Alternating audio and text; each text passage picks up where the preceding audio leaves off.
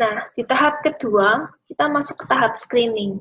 Di tahap screening ini kita mengeliminasi ide yang kira-kira kita nggak bisa lakukan. Jadi mungkin ide yang awalnya ini ternyata dia nggak sesuai dengan tujuan perusahaan atau nggak sesuai dengan nilai-nilai yang sudah ada. Bisa juga kalau misalnya ternyata ide tersebut nggak mampu kita penuhi dengan sumber daya kita yang ada. Jadi misalnya mungkin ide tersebut memerlukan teknologi yang canggih, sementara teknologi kita belum mempunyai kecanggihan kayak gitu. Jadi kita screening ide-ide yang sudah ada. Baru yang tahap ketiga, yaitu tahap konsep development dan business analysis. Tahap ini merupakan lanjutan dari screening ya, jadi screening lebih lanjut.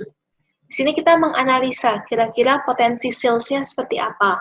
Lalu kita melihat profit yang bisa dihasilkan kira-kira besar nggak, sesuai nggak sama biaya kita untuk menciptakan. Terus kita juga bisa melihat bagaimana sih kira-kira SWOT-nya, strength-nya kayak gimana, kayak gitu ya. Nah, di sini kita dalam konsep development dan business analysis, dia terbagi dua, ada konsep testing dan juga ada focus group. Tapi intinya mungkin kurang lebih sama. Jadi kita mengajak atau melihat reaksi yang diberikan oleh konsumen terhadap ide kita. Jadi kadang ada beberapa perusahaan dalam menciptakan ide baru, mereka diskusi dulu sama misalnya konsumennya. Kira-kira kalau mau menciptakan produk seperti ini, gimana? Bisa sesuai nggak kayak gitu? Jadi mereka melihat reaksi yang diberikan oleh konsumen, feedback-nya seperti apa. Baru tahap selanjutnya yaitu product development. Di tahap ini, kita sudah menghasilkan suatu produk, jadi bisa berupa prototype, atau bisa juga kita sudah kayak mungkin membuat produknya tapi dalam jumlah yang masih sedikit ya. Jadi di tahap ini produknya sudah kira-kira sudah kurang lebih jadi produk yang mau kita kembangkan. Baru yang tahap berikutnya yaitu test marketing. Jadi kita menjual produk yang sudah kita kembangkan ini ke area tertentu. Jadi mungkin kita jual ke konsumen kita, tapi dalam jumlah masih sedikit. Nah, untuk beberapa perusahaan dia kayak memilih untuk men-skip tahap ini. Jadi kayak mungkin mereka concern kalau misalnya takutnya nanti idenya dicuri sama perusahaan lain. Bisa juga untuk beberapa perusahaan mereka tujuannya untuk tes, tapi mereka nggak bilang ke partner bisnisnya. Jadi mereka sudah bilang kalau oh ini produk baru, tapi mereka nggak bilang kalau ini masih testing. Soalnya alasan mereka melakukan hal tersebut karena kalau misalnya masih tes marketing, sometimes beberapa perusahaan cenderung kayak mungkin feedback-nya memang nggak diberikan maksimal karena sudah tahu kalau ini cuma testing. Tapi kalau mereka mengasumsikan kalau ini benar-benar produk baru, mereka akan kayak lebih maksimum ya feedback-nya, kira-kira plus minusnya seperti apa kayak gitu. Nah, baru tahap terakhir yaitu tahap komersialisasi. Jadi di tahap ini produknya sudah tersedia di pasar. Kadang-kadang tahap ini juga disebut product launch. Jadi kita melaunch produk kita ke dalam pasar, kita melihat bagaimana pasar bereaksi terhadap produk baru kita. Nah, baru di sini kita melihat product life cycle. Product life cycle sendiri ada 4. Ada introduction, growth, maturity, dan juga decline. Jadi di tahap introduction dulu, di sini produknya sudah di-launch di market ya. Tapi karena dia baru aja di-launch di market, maka sales yang dimiliki oleh perusahaan juga masih rendah. Meskipun kalau teman-teman perhatikan di grafiknya, dia perlahan akan semakin meningkat. Nah, kenapa kok dia salesnya masih rendah? Karena produk kita, dia barusan ada di pasar, jadi tentu belum banyak konsumen yang tahu akan produk kita. Makanya dia salesnya masih rendah.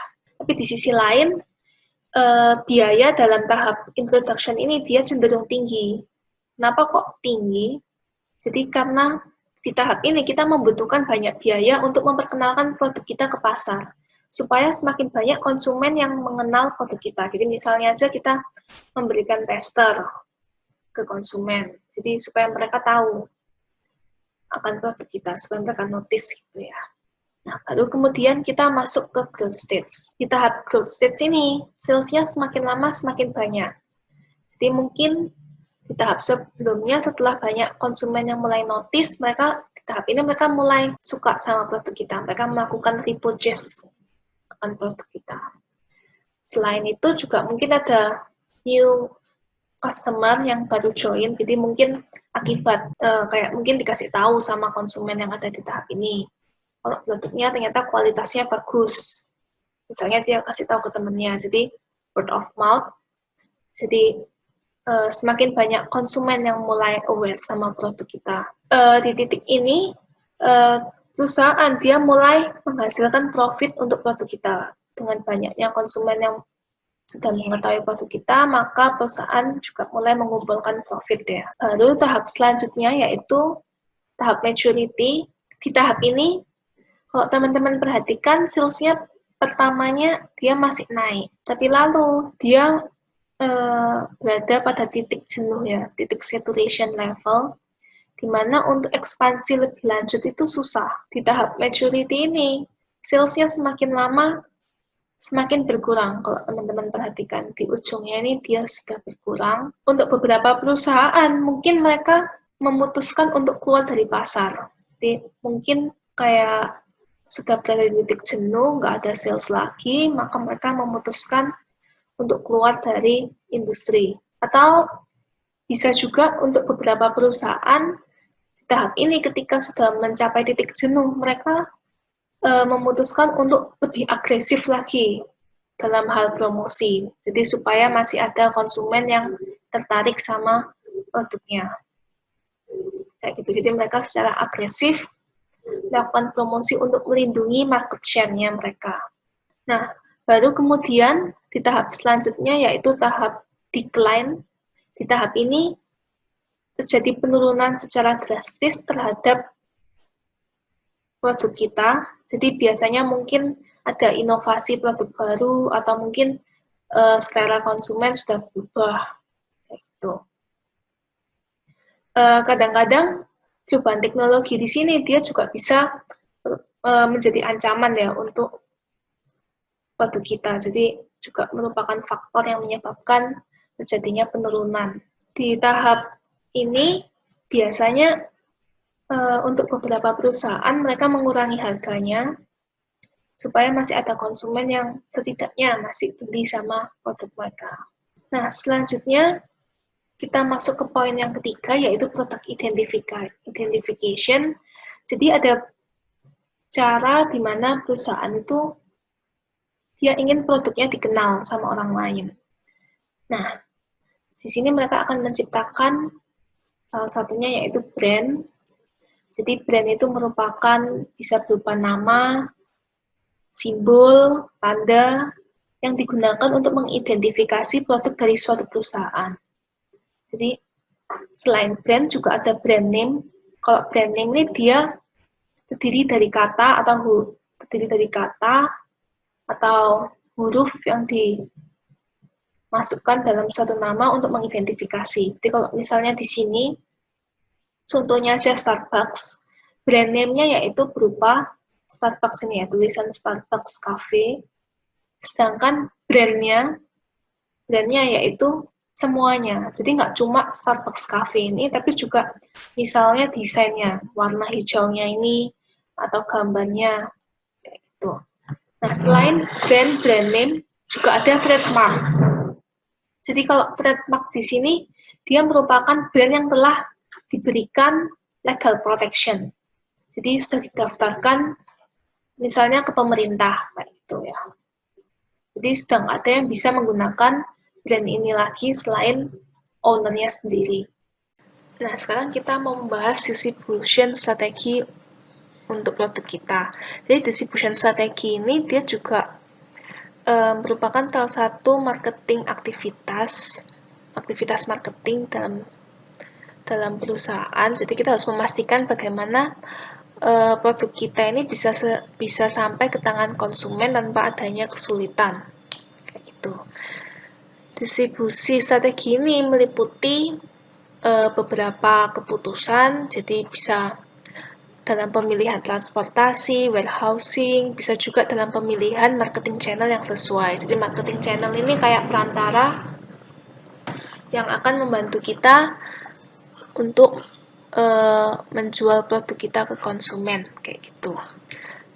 Dua komponen penting dalam distribution strategi yaitu distribution channel dan juga physical distribution. Jadi distribution channel di sini yaitu bagaimana perusahaan memutuskan jalur yang sesuai yang diinginkan oleh produsen atau perusahaan untuk ke konsumen. Jadi bagaimana kita mengatur bagaimana distribusi produk kita ya. Sedangkan untuk physical distribution yaitu bagaimana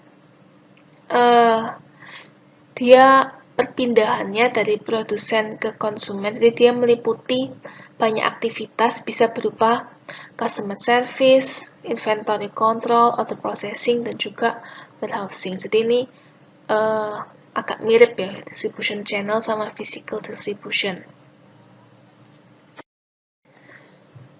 Nah, untuk distribution channel, perusahaan bisa memilih antara misalnya mereka mau memilih direct distribution channel, jadi langsung dari perusahaan ke konsumen, atau bisa juga dengan menggunakan perantara. Jadi perantara di sini misalnya yang tadi kita sebutkan wholesaler, retailer kayak gitu ya. Sebenarnya dalam pemilihan distribution channel nggak ada channel yang bisa kayak cocok untuk setiap produknya. Jadi itu tergantung bagaimana kondisi pasar, bisa juga tergantung bagaimana kebutuhan konsumen. Kan setiap produk tentu memiliki kondisi yang berbeda. Jadi kita nggak bisa memaksakan channel yang sama untuk setiap produk kita, kayak gitu. Nah, di sini untuk distribution channel, teman-teman lihat yang pertama direct distribution. Jadi direct distribution ini merupakan distribusi yang paling sederhana dan paling singkat yang menghubungkan produsen dan konsumen. Ini biasanya digunakan untuk B2B. Jadi contohnya kalau misalnya kita mau beli buah-buahan segar yang ada di pinggir jalan. Jadi penjualnya tentu yang memiliki produk atau buah-buahan itu dan kita sebagai konsumen langsung membelinya. Jadi direct distribution kayak gitu ya. Nah, selain direct distribution, kita juga ada distribution channel yang menggunakan marketing intermediary. Di sini sebagai perantara, mereka juga seringkali menambahkan nilai terhadap produk kita. Jadi salah satunya kalau misalnya kita menggunakan layanan convenience store. Dengan kita menggunakan distribution channel berupa convenience store, maka kita mendapatkan value. Value-nya yaitu berupa kenyamanan. Kenyamanan, kemudahan untuk membeli. Jadi kita nggak perlu susah-susah atau jauh dalam melakukan pembelian produk tersebut. Kayak gitu contohnya. Setiap perusahaan dalam memilih bagaimana harus mendistribusikan barang dan jasa, mereka menghadapi dua keputusan penting. Jadi yang pertama, bagaimana mereka memilih distribution channel yang sesuai. Lalu mereka juga harus menentukan level intensitas distribusi yang diinginkan. Dalam memilih distribution channel yang sesuai, biasanya perusahaan mempertimbangkan 4 faktor. Jadi yang pertama, market atau pasar, produk, produsen, dan juga kompetisinya. Nah, seringkali 4 faktor ini saling berkaitan dan juga bisa berubah sewaktu-waktu. Faktor pasar merupakan faktor yang paling penting dalam memilih distribution channel. Jadi kita bisa melihat terlebih dahulu bagaimana kondisi pembeli kita yang ada di pasar. Jadi kalau misalnya aja pembeli kita ternyata dia jumlahnya sedikit dan dia terkonsentrasi dalam suatu wilayah, maka akan lebih mudah kalau kita menggunakan direct channel. Karena dia sudah terkonsentrasi dalam satu wilayah. Namun sebaliknya, kalau misalnya pembeli kita, dia lokasinya ada bermacam-macam, jadi nggak fokus ke satu daerah, lalu mereka juga seringkali belinya cuma dalam jumlah yang sedikit, maka kita memerlukan perantara untuk membantu kita menyediakan produk kita ke customer. Kayak gitu. Jadi kayak misalnya teman-teman bayangkan kalau kita sebagai perusahaan Oreo, kan yang beli kan nggak terkonsentrasi dalam suatu wilayah. Jadi yang beli ada macam-macam. Terus kita beli Oreo kan nggak mesti sebulan sekali, kayak gitu kan. Makanya kita memerlukan perantara untuk menyampaikan atau menyediakan produk kita ke konsumer kita, kayak gitu.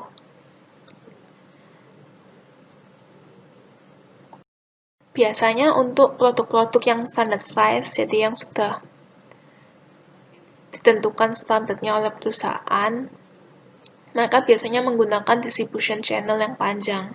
Sebaliknya untuk produk yang custom, jadi kayak benar-benar melihat bagaimana customer-nya, mereka biasanya cenderung menggunakan direct distribution channel atau shorter distribution channel, kayak gitu. Keputusan lain dalam distribusi yaitu melibatkan level intensitas distribusi kita. Jadi berapa banyak perantara yang kita butuhkan untuk distribusi produk.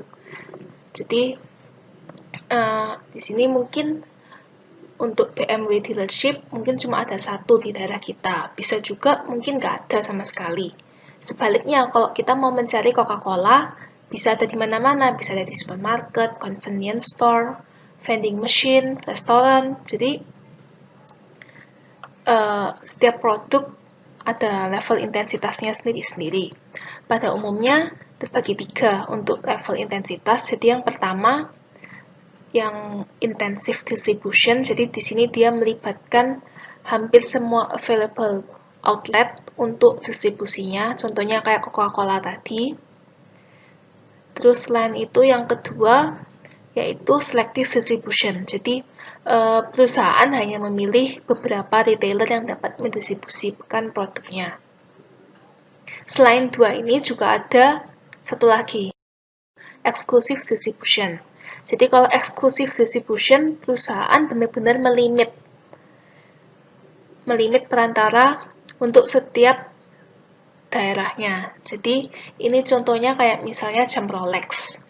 Jadi retailer yang bisa menjual jam Rolex ini benar-benar dipilih secara hati-hati, yang mana yang bisa meningkatkan produk image-nya atau produk value-nya. Lalu perusahaan benar-benar memastikan bahwa yang menjual atau perantaranya benar-benar sudah terlatih untuk bisa berkontribusi terhadap kepuasan customer-nya. Jadi kayak gitu untuk intensitas distribusinya. Nah, kita sekarang masuk ke poin yang terakhir yang mau kita bahas, yaitu logistik dan physical distribution. Jadi yang pertama yaitu aktivitas supply chain. Aktivitas supply chain ini merupakan aktivitas yang begitu panjang. Dimulai dari bagaimana bahan baku diantarkan ke kita sebagai produsen, dan kita olah dari input menjadi output. Lalu outputnya atau finish good-nya kita antarkan dari sisi produsen ke arah customer. Nah, proses untuk mengkoordinasikan arus barang jasa ini di antara member supply chain kita sebut sebagai logistik. Sedangkan untuk physical distribution, dia aktivitas yang fokus dalam perpindahan finish good dari produsen ke customer. Kayak gitu. Nah, physical distribution yang efektif dapat meningkatkan customer satisfaction. Jadi kalau misalnya distribution channel yang kita pilih sesuai, tentu customer nggak akan mengalami kesulitan untuk membeli produk kita. Makanya dia dapat meningkatkan customer satisfaction. Kayak gitu. Jadi, itu semua materi kita pada minggu ini. Apabila ada pertanyaan, bisa langsung kirim email ke saya atau WA juga nggak apa-apa. Oke, terima kasih.